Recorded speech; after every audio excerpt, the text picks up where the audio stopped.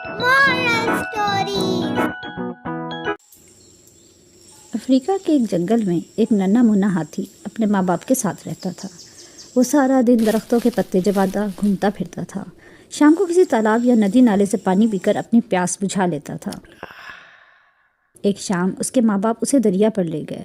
दरिया के बारे में उसने अपने बड़ों से बहुत कुछ सुन रखा था, लेकिन कभी जाने का मौका नहीं मिला था। आज पहली दफ़ा दरिया की तरफ जाते हुए वो बहुत खुश था।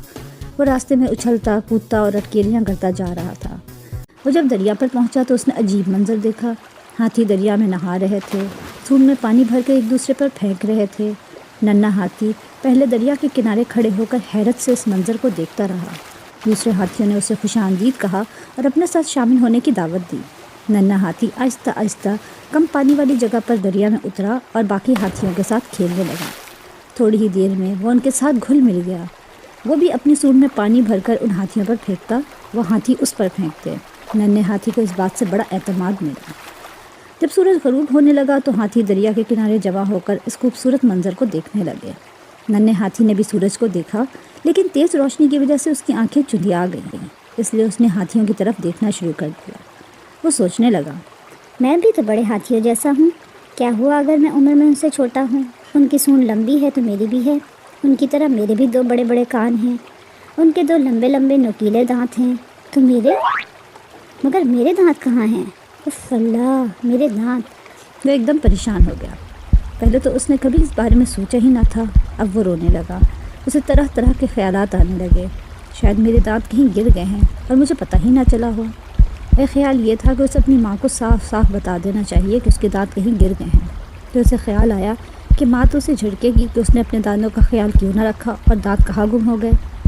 इसलिए उसने फ़ैसला किया कि कुछ भी हो जाए, मैं अपने दांत खुद ही ढूंढ के लाऊंगा। ये सोचकर नन्हा हाथी अपने दांतों की तलाश में वापस जंगल की तरफ चल पड़ा। उसने दरख्तों, झाड़ियों और पौधों में जगह जगह अपने दांत तलाश किए, मगर दांत कहीं नहीं मिले। उसकी नज़र दरख्त पर बैठे एक बंदर पर पड़ी। उसने पहले सलाम किया, फिर कहने लगा, बंदर चचा, मेरे दांत कहीं गुम हो गए हैं। आपने तो कहीं नहीं देखे? दो लंबे नुकीले दांत। नहीं नन्हे मियाँ, मैंने तुम्हारे दांत कहीं नहीं देखे। इतना कहकर बंदर ने छलांग लगाई और एक और शाख पर चढ़ गया।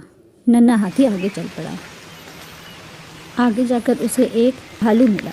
उसने भालू को सलाम किया और पूछा, भालू चाचा, आपने मेरे दो नुकीले लंबे दांत तो नहीं देखे? मुझसे गुम हो गए हैं। भालू ने इधर उधर देखकर वही जवाब दिया जो बंदर ने दिया था। नन्हा हाथी फिर चल पड़ा। अभी उसे शेर नजर आया। उसने शेर को सलाम किया और फिर पूछा, शेर दादा, आपने मेरे दो लंबे नुकीले दांत तो नहीं देखे? मुझसे कहीं गुम हो गए हैं। शेर ने कहा, मुन्ने, मैंने तो तुम्हारे दांत कहीं नहीं देखे, लेकिन कैसे गुम हो गए? तुमने पहले ख्याल क्यों ना रखा? नन्हा हाथी थक चुका था। शेर की बात ने उसे मज़ीद परेशान कर दिया। उसने अपने दिल में कहा, अब मुझे वापस जाकर माँ को सब कुछ बता देना चाहिए। ये सोचकर नन्हा हाथी वापस घर की तरफ चल पड़ा। माँ बड़ी बेचैनी के साथ उसका इंतज़ार कर रही थी। मेरे बेटे, तुम अब तक कहाँ थे? इतनी देर क्यों कर दी? नन्हे हाथी ने डरते डरते माँ से कहा, मेरे दोनों दांत कहीं गुम हो गए हैं। मैं उन्हें पूरे जंगल में ढूंढ आया हूँ, मगर कहीं नहीं मिले। माँ ने हैरत से उसकी तरफ देखा और कहा, तुम्हारे दांत खो गए हैं? कौन से दांत? नन्हे हाथी ने रोने सी शक्ल बनाकर कहा, मेरे दो लंबे नुकीले दांत। मैंने और हर जगह तलाश किया, मगर मुझे कहीं नहीं मिले। हाथी जोर जोर से हंसने लगे। उसका हंसना सुनकर परिंदे अपने घोंसलों से बाहर निकल आए और इर्द गिर्द के जानवर अपनी अपनी जगहों पर खड़े हो गए।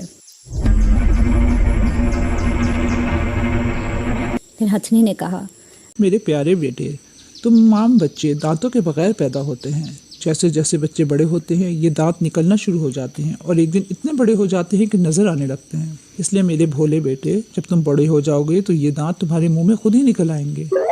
नन्हा हाथी हैरत से बोला, ओहो, मुझे तो इस बात का पता ही नहीं था। दोनों माँ बेटा इस बात पर हंस पड़े और देर तक हंसते रहे। प्यारे दोस्तों, हमें इस कहानी से ये सबक मिलता है कि जब भी हमें कोई मसला दरपेश हो तो हमें अपने बड़ों से मशवरा करना चाहिए। प्यारे दोस्तों, अगर आपको ये कहानी पसंद आई है तो इसे लाइक और शेयर करें और मज़ीद मज़ेदार उर्दू कहानियाँ सुनने के लिए हमारे चैनल को सब्सक्राइब करना ना भूलें।